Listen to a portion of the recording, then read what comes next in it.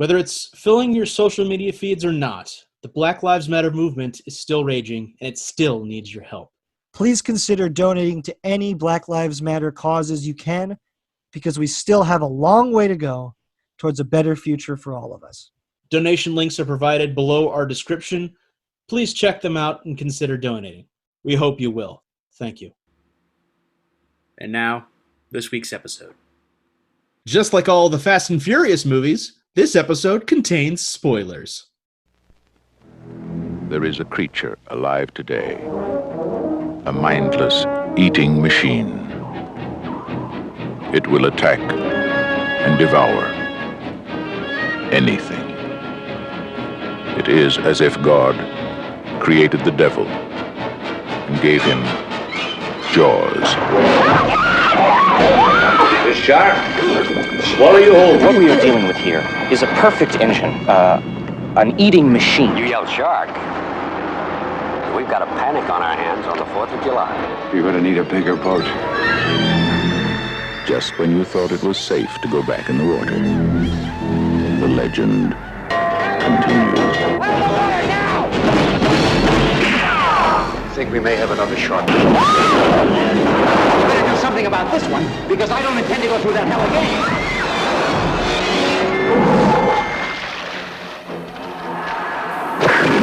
New dimension in terror. It's a shark with a bite radius about a yard across. Indicator, shark of some 35 feet in length. Sealed apart. Let me sealed apart. This time, it's personal. It picked on Sean. It killed your father. We're heading straight for it. He's gonna hit us! See it before you go swimming. Twinema.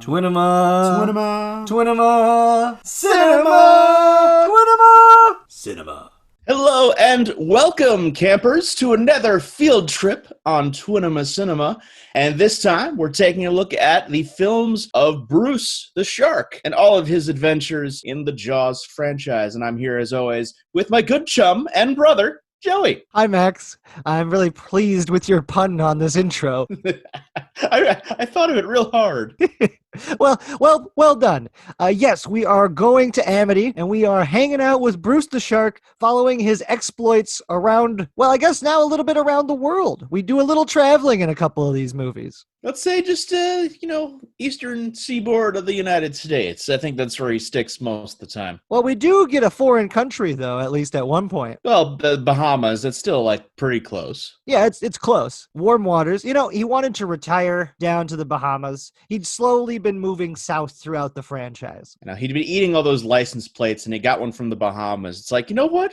I think I'll go here. And it has nothing to do with, vengeance upon the Brody family. Oh, my God. Max, talk about a premise that, wow. I enjoy the movie because there's so much nostalgia involved, but just watching it this time, I can't believe that, I ever accepted that as a believable situation. It could have been more believable. At one point in time, there was a deleted subplot where one of the Brodys upsets a voodoo witch doctor who curses the Brody family to be pursued by a shark. I mean, that would improve the internal logic of the film, considering by this point in time, we're at least assuming all of the sharks are related, which is a big stretch. The 4th generation of shark chasing this family. Now, it's unique about this particular franchise because most horror franchises, you have the same killer pursuing survivors. But no, this is literally a different shark every time. Pursuing the same family, though, huh?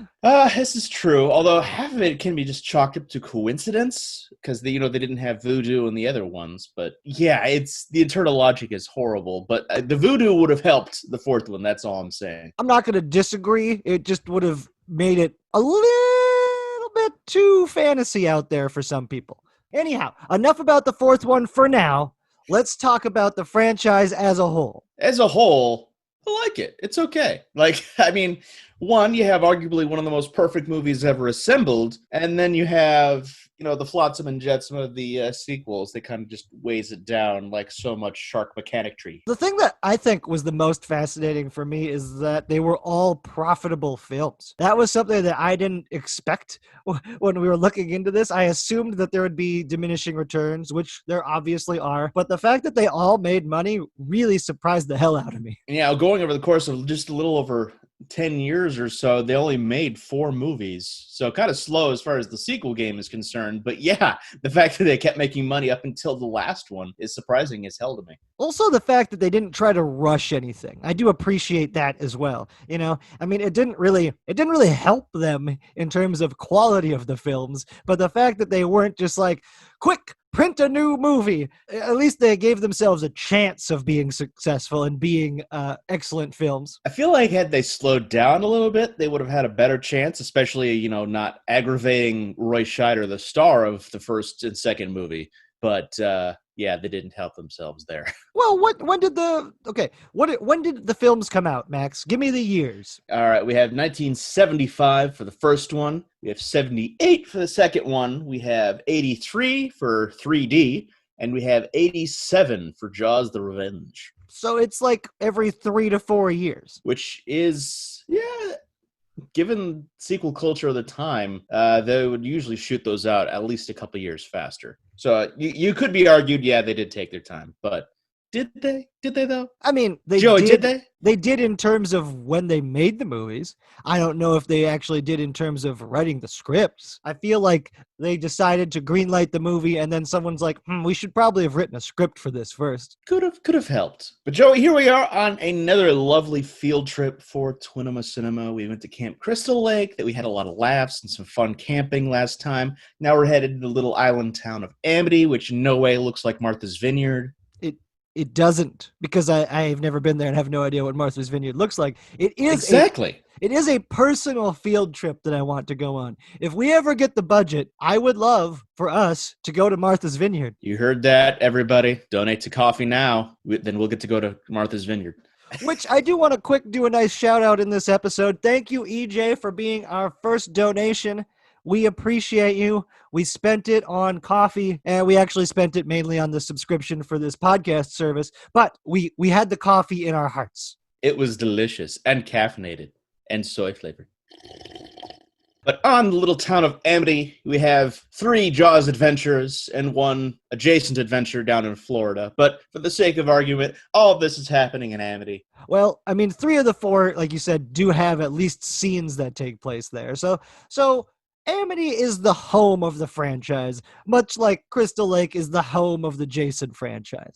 Not everything takes place there, but it's the birthplace. And on this particular field trip, things are a lot simpler as we don't have to wade through 12 entries of a huge decade-spanning franchise. This one very much is contained to 2 decades and only has 4 entries, and it's really not that hard to rank these, right, Joey? That is correct. I feel like right off the bat, we were on the same page just out of our memory, but revisiting the films, we agree. It did not change. It's like it's unlikely to change.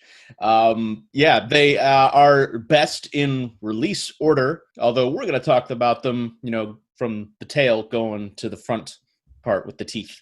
Seems like a safe bet. We'll work our way up to the mouth of the shark. So coming in at a blaring number 4 is Jaws the Revenge. And what is the revenge we're talking about, Joey? It appears from essentially Ellen Brody's mind that the sharks are hunting her family. And it's a one-off line in like the beginning of the movie where she basically says that she believes that a shark or the sharks or the shark. That's another thing that gets very confusing in the movie, because in the first 3 movies, all of the sharks die. So there is no continued shark coming at him. But she basically says that she believes a shark killed her husband, Chief Brody. And guess what he died of? A heart attack? He died of a heart attack on shore. How could a shark have killed him? But it was the shark. It was the shark. The stress, the anxiety, that's what killed him. My God. But then, unfortunately, her youngest son, who is also a police officer, which I guess works. They didn't really establish that in 3, so it's not like a retcon too much of his character, but he's a police officer in Amity. But he was supposed to go off and marry Leah Thompson. Well, also, he was like deathly afraid of water. So the fact that that doesn't come up in the 4th one at all, that he's just totally cool with going out on this boat in the middle of the night. Anyhow, he goes out on this boat in the middle of the night because he needs to unstuck this log from looks like a lighted buoy in the harbor. And as he's trying to do that, he gets attacked and killed by a shark. If it was shot better, it is one of the most interesting deaths I've seen in the franchise because he actually gets his arm bitten off and then survives for a while. And that doesn't happen in any of the other movies. Pretty much once you get bitten by the shark, you're about to die. So he's got a little bit of lead time. Well, considering this movie has the least amount of death as far as any of the other movies are concerned, they had to definitely up the ante as far as the actual kills in the movie. True. But this one is within like the first 10 to 15 minutes of the movie. So we do start off pretty hot in that regard. But he ends up getting killed by this shark. This shark that we are led to believe through shot selection and a little bit of production design actually grabbed the log from somewhere out in the ocean, wedged it under the buoy in order to get Sean Brody to come out and unstuck this log just so that they could be killed by the shark. He's a clever shark. It's not a clever shark. I mean, I guess in the context of this movie, it's a clever shark. You are correct. The shark is clever. It's just not a clever plot device. Of course not. And then it's like easily a half hour, 40 minutes until we get the next kill, which is just outrageous because the shark just straight up jumps out of the water and grabs this woman off the back of a banana boat. Which was awesome. The 2 kills in this movie are fantastic, but there are only 2. There are only 2 people who die in this movie, and one of them we don't even know. Like, she's completely unrelated to anyone, and she has no lines, and she's just shark bait. Ooh-ha-ha. It's true, and there actually should be 3 deaths, although I can just chalk that up to movie bullshittery, because Mario Van Peebles at the very end of the movie taken away in the jaws of Jaws and is somehow alive at the very end. It's just It's ridiculous. I mean, I'm glad they didn't kill him because he's one of the more enjoyable characters in the movie. But the only reason he's alive is because of audiences, I'm sure. You know, they just wanted to keep him alive so that it didn't upset the audience. But he should have died. Same with Hoagie. Hoagie should have also been 100% dead. They should not have survived the movie. Although I just have to bring up Michael Caine for a moment because one of my favorite quotes in all of filmdom comes from Michael Caine regarding this movie. And people asked him, has he actually seen Jaws the Revenge? He was in it. And to which he replied, no, I haven't seen it, but I have seen the house it built. Excellent. Well done, sir. Because once again, both Mario Van Peebles and Michael Caine are probably the 2 best characters in this movie, which is so disappointing because I've really enjoyed Ellen Brody in previous installments, and she's not terrible in this movie, but I think it's just tainted by the whole fact that she believes that this shark is in fact coming to hunt down her family, which she's not wrong about. It's really hard to wrap your head around, and at least, I guess, Mike Brody also is having that same problem. He can't come to terms with the shark hunting down his family. Well, that and they're setting her up as some kind of, vengeance-seeking shark hunter, and they're doing it by using clips from the first Jaws, and it is absolutely maddening. Yes. It's the only movie in the franchise to use flashbacks from previous films, and it's done in sepia tone, which was... Because it's in the past. It's in the past, and it's in her mind. Woo! And it's infuriating for sure, as Max said. Also, they ram a ship into the shark and it explodes. Joey, why does it explode? The boat was going real fast and the shark ate a gas tank from the plane. There's no logical reason for this shark to explode. There just isn't. It's pretty cool because it's the exact same ending as The Little Mermaid, although this predates The Little Mermaid. She rams the front of a boat through the shark's chest, which would have been cool if the shark had been stuck on it, like a stuck pig or something, but instead it explodes from 17 different angles in weird slow motion. The effects are terrible, and I am pretty sure that they reuse one of the shots from the first movie in that sinking shark. I think it is... I don't think they reshot it. I think they took some of the same explosion from the first movie and used it in The Revenge. I don't doubt it, but also, do sharks have chests? Where you imagine the chest of a shark would be, Max, right between its front flipper things. Its little fins. Joseph, the scholar in our family, describing the front flipper things on the shark. That's where the chest of a shark would be, Max, in between its arms, okay? Okay, well, moving on from that atrocity, we move up to number 3, which is Jaws 3D. That was me coming right out to Jurassic Park in the water, which is just kind of fun to think about. It's a pretty enjoyable movie for a lot of aspects of it because it's so bad that it's good in some ways. And they really are trying to make it a decent movie. It just falls short all over the place. Max, do a quick rundown of the plot of this one for us. Much like Friday the 13th Part 3, this one falls prey to the 3D craze, so it is Jaws 3D in every sense of the word. Pretty much the entirety of the movie takes place in Orlando, Florida, where SeaWorld, like actual SeaWorld, they got actual SeaWorld permission for this movie, is opening up a brand new extension where Mike Brody is actually working at the park, and they're about to open it up, and it's a huge underwater tunnel thing. You got all the fish swimming around the guests. It would have been magical. But naturally, some sneaky shark gets into the fence and makes the park their home and starts picking off people one by one. And we also have a visiting documentarian who's getting all the attention, and he wants to kill the shark on camera. And we have Luke Gossett Jr. as John Hammond, basically, at first refusing to acknowledge the situation and realizing his mistake later, learning a valuable lesson in the process. Yeah, that's one of the things that is generally a through line about the movies, with the exception of 4, is the fact that we are putting economic interests over the interests of the people's lives. And so I do appreciate that they keep that consistent throughout the franchise, but it is problematic because it's all too real, especially now. That's one of the things about Jaws in that regard, is it's kind of timeless in its consistent use of that thematic storyline. Yeah, and I guess we'll get more into that as we get to Jaws 2. But for the most part, yeah, Jaws 3, kind of forgettable, as they pretty much jump ahead many, many years and recast the roles naturally, as would happen, because the Brody boys are older than their counterparts would have been. You have Dennis Quaid now playing the eldest Brody. Woo, Dennis Quaid, which makes it the second movie that we've visited that he's been in, baby. Well, I also forgot to mention, we talked about 2 Val Kilmer films back to back. Oh yeah, I've got a list going, and it's pretty exciting. It's all connected. Time is a flat circle. Anyhow, he's in charge of the park's design. He's an engineer and designer, and so he created the park. He's a main part of the plot because everyone's upset with him that a shark got into his enclosure, and then as the shark attacks some things, people get trapped underwater in these tunnels, and him, as the engineer designer, has to figure out a way to get them out of there. Without becoming shark food. But that isn't even the most interesting part of the movie, as there's more than one shark. Dun, dun, the dun. Shark.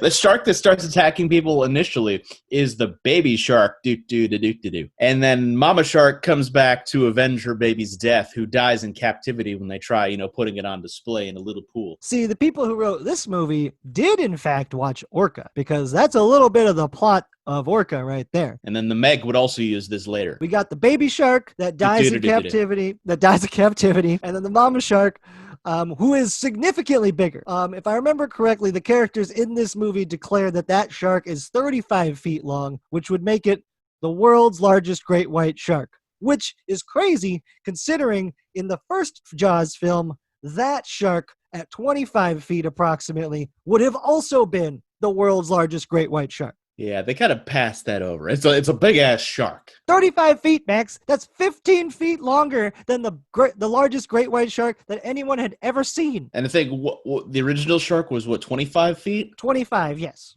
It's like, so significantly longer, but yeah, never mind that. Let's just gloss over that fact. You know what also is pretty glossy? The 3D effects in this movie. Oh, man. I feel like the 3D effects and shooting for the intention of it being 3D really, really did hurt this movie because it looks bad. The first film has amazing cinematography. The second film has good cinematography. The third film's cinematography, it's just flat. It's flat the whole time. The color palette is not interesting. It's very bland. And I think a lot of that has to do with them having shot in 3D. I can't really think of another reason why it would have such a dramatic shift in look. And it really hurts the movie in its overall look, but also the 3D effects themselves are super hokey. They are on par with the hokiness of Friday the 13th 3. I have no trouble imagining this is why the fad kind of died out. Just because they don't really care. They just wanted to do the trick. And I guess it made a little money, but yeah. Yeah, definitely not as good. And really, the film itself isn't the worst movie I've ever seen. It's surprisingly decent in a lot of moments. The characters are pretty good. The performances are pretty good. And the premise itself is pretty fun. It's pretty good. But the 3D effects at the end of the movie tank the whole thing.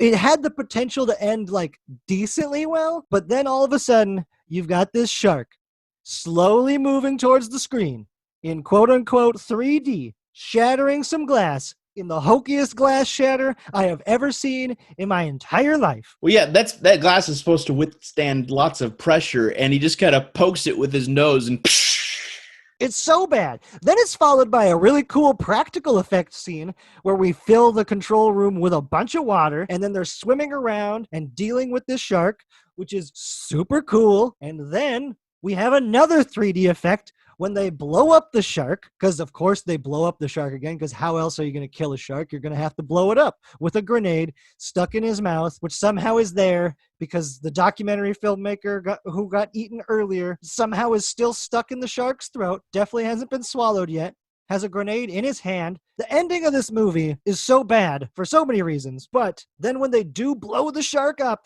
we have horrible 3D effects of a shark jaw and some shark entrails being launched at the screen. Yeah, I think it doesn't work as well because it's underwater. Under normal circumstances, you might be able to get away with bad 3D, but since it's underwater, almost all of it is just manufactured, so it doesn't come off well. Yeah, they really aren't able to use any kind of practical effects in that moment to add to it. It's all just this animated effect. And unfortunately, it does not hold up at all. And I also can't imagine that it went over well with audiences when it first came out either. Although I always have to give this movie a good point or two, mostly because it's the first movie of Leah Thompson, and she looks very good in this movie. I didn't know this was her first movie. That's cool. Yeah, this is 2 years before Back to the Future. Nice. Well, I mean, at least she made a stint in this franchise. Good job. Good going. Hooking up with that Sean Brody fella. She made a splash.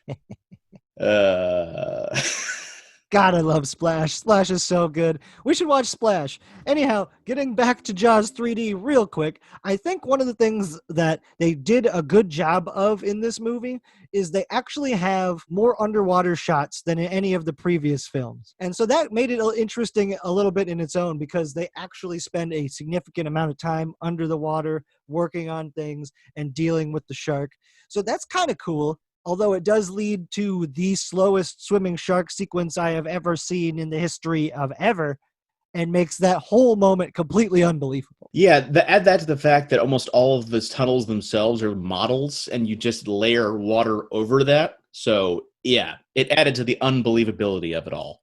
Yes, I would say when they are scuba diving, it looks good, but you're right. Everything around the tunnels themselves does look real bad. And it might seem like we're piling on this movie more than Jaws the Revenge, but the simple fact is this movie is more watchable than Jaws the Revenge. The plot is a little more fun. The acting is definitely better. And the pacing is so much better, too. That's the thing. Jaws for the Revenge, I have no idea what we're building to if we're building to anything. Whereas Jaws 3D, it is building up to something. You've got a nice misdirection with the small shark and the big shark, and then you've got a nice escalation with the collapse and having to free these people from the underwater tunnels and having the documentary filmmaker be attacked by the shark. Like, it does work. It's just like not super well executed. And then coming back into the second dimension, we have Jaws 2D. Jaws 2D. On a quick aside, that reminds me to remind you that Piranha 3D is officially in the Jaws canon. Why is that, Max? Because Richard Dreyfuss as Hooper appears at the beginning of the film before he is devoured by Piranha. He's playing Hooper in that film? Yes, he is absolutely the character of Hooper. I don't remember that at all, but I know he's in the movie. So interesting connection we got here. It might not be, officially sanctioned, but it counts. That means Twinema Cinema canon. Twinema Cinema canon. And that means that James Cameron and Steven Spielberg have both worked on the same franchise. That's my mind blowing like a shark. Let's get on to Jaws 2, which is the second best of the Jaws franchise. And it always is kind of fun with this one, as Roy Scheider did not want to come back for this movie. As pretty much Spielberg had decided he didn't want to do it either. The only person to actually continue working with the franchise was writer Carl Gottlieb and John Williams, who provided a second, not as good score. Well, also, as we found out through researching, the production designer is the same for the first Jaws and the second Jaws, as he also ended up directing the third Jaws. So he continued on as well. All right, so we have a couple people lingering on over, but Roy Scheider being involved is always just kind of a fluke as far as this is concerned, because he actually angered Universal management when he dropped out of the Deer Hunter at the last minute. So to kind of make Universal happy and to honor his contract, he signed on for Jaws 2, but Jaws 2 counted for the last two in his 3-picture deal. So he kind of got a bonus out of that, so he didn't have to work with Universal after this movie, which is probably why he was able to avoid having to work in Jaws 3 and 4. That was a nice way to avoid the third film for sure. I didn't know that was he in the Deer Hunter and dropped out? I don't remember. He dropped out and caused a little kerfuffle as far as that concerned. So to appease the upper management, he signed on to this film, but he was able to make this count as 2 movies on his contract. Nice. I hope he got a nice payday out of it too, because Jaws 2 was pretty successful. Obviously, the first Jaws is, at the time, one of the most successful, if not the most successful film ever made. So it's coming on the heels of that. And I just got to say, before I forget to say it, it has arguably the greatest tagline of all time. Just when you thought it was safe to go back in the water. It's a shame they had to waste it on this movie, but yeah, it is like easily one of the best taglines. And the promotion and the marketing behind Jaws 2 was insane. I want some of that merchandise because it is everywhere. But enough about that. Let's talk about the film itself. It takes place about 4 or 5 years, I can't remember exactly, after the events of the first film. And Roy Scheider is still Chief Brody, Chief of Police of Amity. And Murray Hamilton is still the mayor. Yes, he's still the mayor. It's like after consistently failing the town of Amity, they reelected this guy. I mean, we could theoretically say, no, we can't, because that time frame would have put him up for re-election. They re-elected this guy who got a whole bunch of people killed in a small town, nonetheless. It's not like if that many people died in Los Angeles or New York, it would be tragic and horrible, but it also wouldn't be a dent in the population. In Amity, that's like at least like 5 to 10% of their population is what it seems like. And that's not even counting the deaths in Jaws 2 itself, which has the highest death count of any Jaws movie. And most of them are teens. Oh, those poor teens, I tell you what. They shouldn't have ever gone out sailing on them boats. But, the government failed them and told them it was all right. Thanks, government. I can't imagine a modern parallel whatsoever. Basically, what happens in Jaws 2, the basic premise is that Brody is still the chief of police, and then due to a boating accident, in quotes, and a couple of other events, he comes to believe that another shark is in Amity. And then he kind of loses his mind in what's a pretty good scene where he starts firing a gun off into the ocean trying to kill a shark. And from that point on, he gets fired. He gets fired by the city council. And so he's no longer chief of police anymore. Yeah, basically he cried wolf, and they called him on it. But of course, the wolf is really out there. And he has to go hunt it down in order to save his son, who went out early and went sailing with some ladies, although he told him not to. But of course, it's pretty hard when you're tempted by a beautiful young woman to not just go out into the ocean, I guess. And she's a pageant winner, so she was incredibly beautiful. But yeah, they end up stuck on the ocean, lashing all of their boats together, very much like the Indianapolis story that Quint told in the first movie. So that was a fun visual parallel anyway. I didn't even think of that. That's well done. It almost works. And then they get stuck on this island, I guess, this power station island that was actually floating, so it cost a lot of money, and Universal didn't learn their lesson and repeated the same mistake with Waterworld years later. Yeah, it was called, I believe, Cable Junction. So they're stuck there, shark picks them off, and Brody kind of gets in there and picks up a power line that is floating in the ocean or just there, but he gets the shark to bite it and it electrocutes itself to death. Which is pretty cool, I gotta say. If we're talking about best shark deaths, this is number 2. So way to go, shark deaths. And that death was also recreated as the ending of Jaws the Ride, which I always enjoyed riding in Universal Studios, Florida. I unfortunately never had the opportunity to go there. Did we not take you on that vacation? I was secret sick. Vacation. It's not a secret vacation. I just couldn't go, Max. I was very sick. I had to stay with Grandma. It was very disappointing. They told me not to talk about it. I found out very soon. We had a lot of fun. I'm sure you did.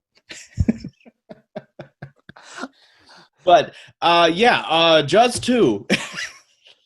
Very, very not bad movie. I think it's very fun because, again, there's an interesting arc as far as Chief Brody is concerned, because he's still clearly traumatized by the events of the first movie. So he's quick to jump the gun and close the beaches again, even though he was wrong in that one instance, shooting at the water and making an ass of himself. But he was still right and vindicated by the very end. So it's not really clear if he got his job back, but I can guess, they did. Well, the thing that I really liked about the second one is that kind of storyline, He's trying to learn from his lessons in the past in order to improve the future, but the city council doesn't give a shit. He's literally trying to save people's lives, being proactive, being the opposite of what he was in the first film, which got people killed.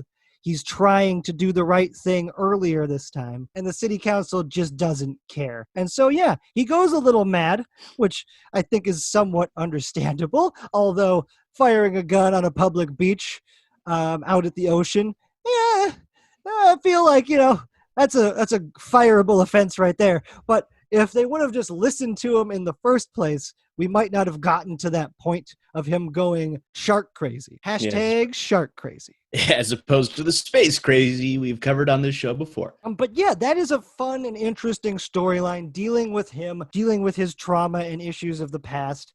And then we're also following his older kids now. I mean, they're not that much older, but old enough that they're out on the ocean on their own, sailing, and just trying to live their lives and move past, because they had some horribly tragic events themselves. Yeah, and at that point, Sean and Mike hadn't developed a fear of water. Sean definitely developed a fear of water later on that he, promptly forgot from 3 to 4.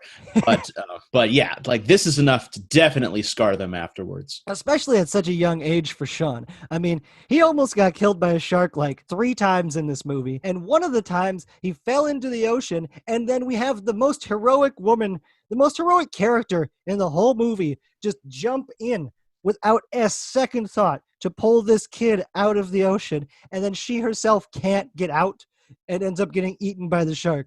There's no way that doesn't scar you for the rest of your life.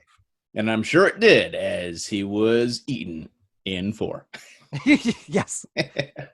But yeah, it's like, you have Roy Scheider coming back. Lorraine Gray is back and not as traumatized again because, the shark wasn't hunting her family. And she's great too, and I do like their familial relationship. Her and her husband really do love each other and get along. And I think that's a thing that was really well handled in the second one, is we don't destroy that relationship that was built so effectively in the first movie. We also have Hooper getting lip serviced as Chief Brody calls him and doesn't get a hold of him. because he's out on the research vessel, the name I can't remember, that he was supposed The to be on. Aurora. The Aurora, which he was supposed to be on in the first one, but he decided to stay in Amity and go after this great white shark himself. And of course, the mayor is still mayor, causing untold damage on his career and the township. Well, I gotta, the mayor sucks. I don't like him, and he shouldn't have been mayor still. But in the second one, he does at least seem to try to give Brody the benefit of the doubt, but he's still at the whims of these wealthy people in town. And so the head of the city council railroads everything and kind of forces him to do what he wants him to do. So the mayor's slightly more sympathetic in this movie, but that doesn't make them a good person, because as the mayor, you still have the ability to make the choices that would have caused or that would have saved lives. Also, as far as I'm aware anyway, none of this takes place over the 4th of July weekend. So them actually closing the beaches wouldn't have been as harmful as closing the beaches in the first movie. True. The stakes aren't as high in this movie, yet they let more people die. And yeah, it's impressive how many people die in this movie. How many people do die in this movie, Max? 8 people die. Were they all eaten by a shark? Yes. What about the one? Oh, no! Is that including the lady who didn't technically get eaten by a shark, but got blown up by a shark? Yeah, I think they counted it. Because that is ridiculous. I couldn't get over that moment. The shark, I think it's is it the first 2 deaths or no. It's not the first 2 deaths. It's the second 2 deaths. There is a skier and the person driving the boat, and they both get attacked by the shark. The skier gets chomped up by a shark while she's skiing, which is kind of cool. That shark is going pretty fast. The boat's going pretty fast. I don't know why the shark would chase down that kind of prey when there's other prey around, but they do. And then they also attack the boat because this shark is immediately aggressive. He's not waiting around like previous shark. This shark is coming at you full throat. And they attack this boat. And then the woman, I think, tries to set the shark on fire. I think that was her goal there. Like pours gas on it or something like that. Yeah, and then fires a flare gun at the shark. But by firing the flare gun at the shark, she does burn the shark, but also she covered herself in gasoline trying to get it on the shark. So she set herself on fire, and there was a giant explosion. You know it's a sequel when there's more explosions. Also, I forgot that those 2 people died in the beginning of this movie. Yeah, we have a couple divers going to the wreck of the Orca, which itself is kind of cool, but then they're immediately eaten, but not before taking a picture of the shark. A very blurry picture of the shark that immediately the chief knows exactly what he's looking at, which, okay. Well, I guess logically you'd think that maybe it's a shark based on the series of events, but that doesn't matter. What matters is it's a terrible opening to this movie. They want it to be cool. They're trying to make it cool. It's a cool idea that they're going into the Orca and checking out the wreckage of this ship that's so iconic from the first film, but they don't do anything with it. These characters have nothing to do with the story. As Max said, they die immediately, and there's no real tension built about it. They just die. It's such a disappointing intro to the sequel to a movie that had one of the best intros. But overall, it is a pretty good successor as far as all things are concerned. They upped the body count, the explosion count, and they actually had a fairly compelling PTSD storyline for the chief. It works well enough, and it's one of those things, too. It's coming off one of the best films ever made, so it's going to be really hard to live up to that standard. Very few sequels can pull that off, and this one is a major letdown from that, but still it's an enjoyable movie to rewatch. And, of course, it gets us Jaws the Ride, which is very fun. Joey. I'm sure it was, Max. And, of course, leads us to the number 1 on the list, Jaws, which I can't imagine we could gush about more, but we won't, because we don't have enough time for all of the praise this movie deserves. It could be an episode of it in and of itself just talking about Jaws. But I'm going to go on record right now and say it is a perfect movie, and I love it dearly. I would concur with that assessment. I actually, a couple years ago, went through all of Spielberg's movies, and I actually put Jaws at number 1 because only Spielberg could have made this movie the way it is. Because famously, the shark never worked during production. And the only way they could actually make the movie work in spite of it was to not show the shark. And that absolutely was the right call. And no other director would have done that. It's a movie that like shouldn't exist. I think it ran 2 months past its shooting deadline. It was well over budget, and the shark didn't work. Like, there's no reason why this movie should have come to and been so great, but it's almost because of all of those circumstances that allowed these talented people to come together and make this masterpiece. It's got incredible performances, a magnificent score. The cinematography is gorgeous. The direction is beautiful. The editing is incredibly tight. It's a perfect movie. And when you're coming off of that, it's really hard to compare any of the sequels to it. So it's a difficult thing to do, but we tried. And then, I mean, we hardly even need to talk about the plot of this movie, as it's pretty much academic at this point. But you clearly have a shark attacking a seaside village that needs tourist dollars to remain open. Government, city council doesn't really help the situation as the shark continues to pick off, swimmers, dogs, children. Robert Shaw.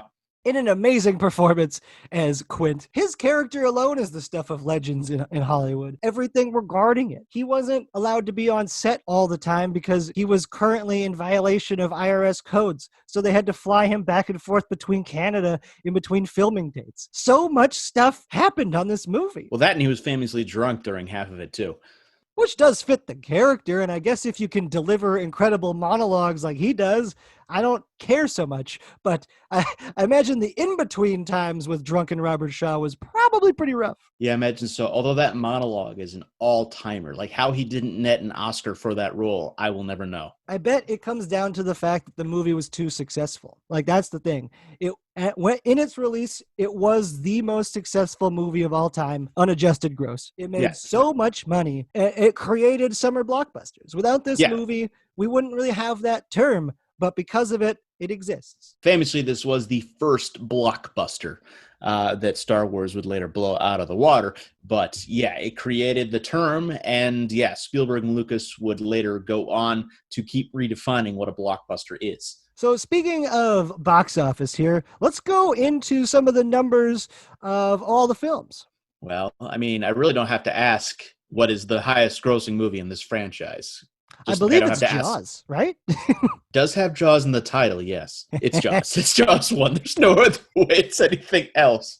And I'm just reading off of the original take of the movie as it has been released a couple times, including during this pandemic, as it actually is making lots of money in drive-in theaters. That's awesome. But domestically pulled in $260 million. And this is 1975. Internationally, 210. So about $470.6 million in its original run off of a $7 million budget.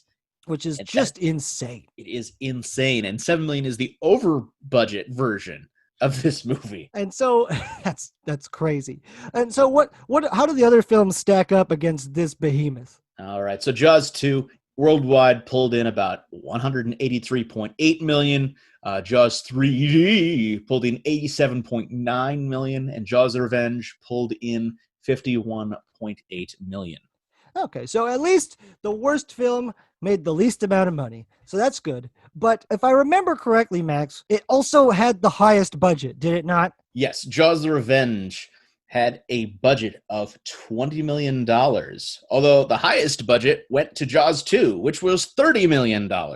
Oh, my God. I mean, Jaws 2, at least it makes sense. It's coming off the back of this hugely successful film. So I guess when you think about that, $20 million isn't that much. It's actually less. Jaws 3D was $18 million to make. So in order, Jaws, $7 million, Jaws 2, $30 million, Jaws 3, $18 million, Jaws Revenge, $20 million. Crazy. As far as budgets are concerned. But again, even despite the fact they spent a ridiculous amount of money on all of these, they all made money. Which just goes to show that people want to see that kind of a film. They want to see a blockbuster epic, an epic horror film in so many ways. It's just you don't often get them. And so people really grabbed onto this franchise and never really let it go, which is kind of why we are doing this episode. And then moving on to the kill counts. Since it's just one, aquatically based monster, the deaths are relatively low as far as, a land-based bipedal killer, but they still managed to incur a great amount of damage. I mentioned earlier the Jaws 2 had the highest death count with 8 humans, 1 orca. We have Jaws and Jaws 3 tying at 5 human deaths each, although Jaws managed to have a dog killed and Jaws 3 killed a fish. And then in Jaws 4, as we previously mentioned, there are 2 deaths. Yes, 2 humans, a total of 5 sharks are killed by humans anyway at the very end. Although there is one other shark that does die at human hands in the first movie. But I don't know if that really counts. Poor tiger shark. Oh, what? Those kinds of moments are what make Jaws so much better than the other ones.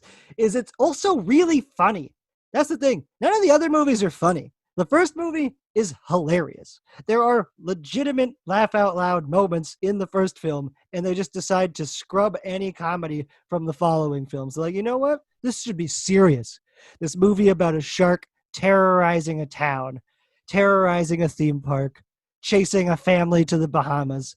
They should be serious movies. Also, just that whole sentence, just describing what the shark does, makes you sound like a crazy person. Yeah, I mean, yep, that's kind of how those other ones came to be, I think. People got coked out on all the Jaws money, and you're like, you know what? We need some more. What can we do? Let's take the shark to the Bahamas. I've always wanted to go to the Bahamas. You want to go to the Bahamas?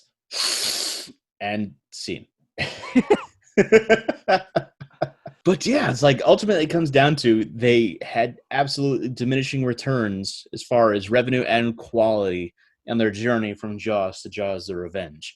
But ultimately, they're still interesting to watch. Yeah, it was a viewing experience that I don't entirely regret. That's what it comes down to. Although I watch Jaws at least once every year because it's a good refresher of like, oh, this is what you can do if you are really good at making movies. And he made that at what, 26, 27, Spielberg did? So yes, he did.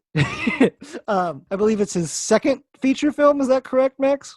Yeah, he made the Sugarland Express right before that. Well done, sir. So, just like we did with the Friday the 13th franchise, let's go into our favorite kills before we wrap this thing up. Ooh, I had forgotten about this. One kill I absolutely wanted to mention was in Jaws 3D. Our wayward documentarian gets stuck in the mouth of the shark and is crushed to death in the throat of the creature. You don't actually see it, you hear it. You hear bones crunching and blood starts appearing, but it is an agonizing death. I thought it was amazing. It was impressive, and I liked the way that they shot that sequence. It's just unfortunate that it happened to be caused by one of the worst sequences in that movie of the slowest swimming shark in the history of the world. So it was like the payoff is really great, and I agree. I would put that one up there for sure. For me, I got to put the banana boat up there because it's so cool. He chases down this banana boat and jumps out of the water and just grabs this woman off the back of this thing. That's a top one for me. Way to go, The Revenge. You made that part great.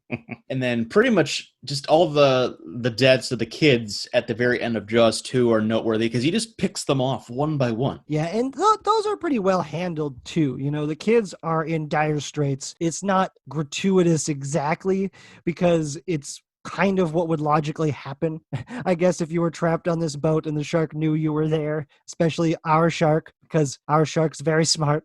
He's got black eyes, doll's eyes. I think I'm going to take one of the lines from the first movie and just start saying it for no reason. And it's like, cage goes in the water, you go in the cage, shark's in the water, our shark. Like, it's just... It just reminds me of one of the best lines in Clerks 2. He does the same speech, except with salsa. Salsa shark. I think though, if we're going to go top kills, it would be remiss for us not to say Quint's death in the first Jaws film. In a PG movie. This death is, I mean, every kill in Jaws is a banger.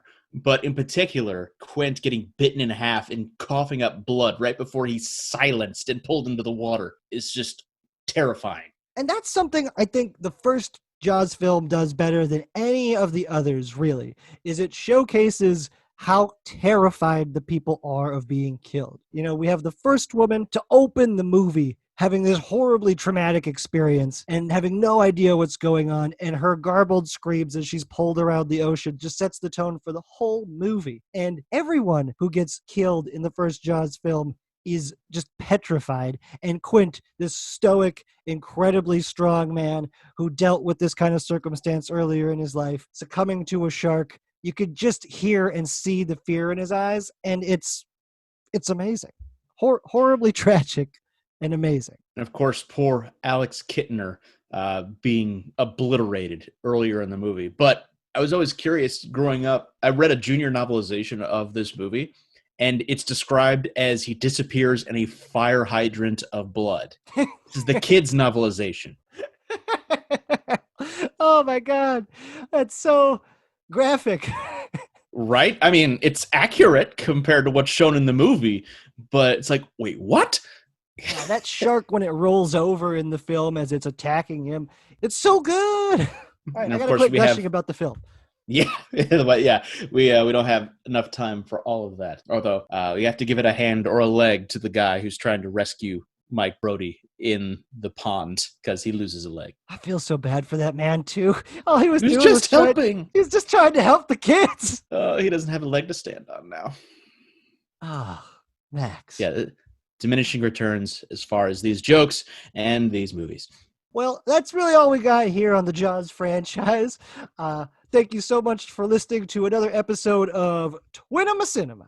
Yep, we hope to continue doing these field trips from time to time, but we'd love to hear where you want to go on the next field trip. So please comment, like, subscribe, etc. in all of our social media platforms, Facebook, Instagram, and Twitter. And don't forget to check out our coffee site, which is coffee.com, ko-fi.com/Twinema. Once again, thank you all so much for listening. Continue to wear your masks, wash your hands, and just be safe, please. I am really sick of what's going on out there. We gotta get this country under control. But you're not sick of what's happening because you're wearing a mask. Touche, Max. But until next time, I'm Max. And I'm Joey. And we're Twinema Cinema. Again, thank you. Boom, boom. Good morning, campers. And today's word is podcast. You're listening to one. And this week, we're celebrating the last days of summer by going back to camp. See you there.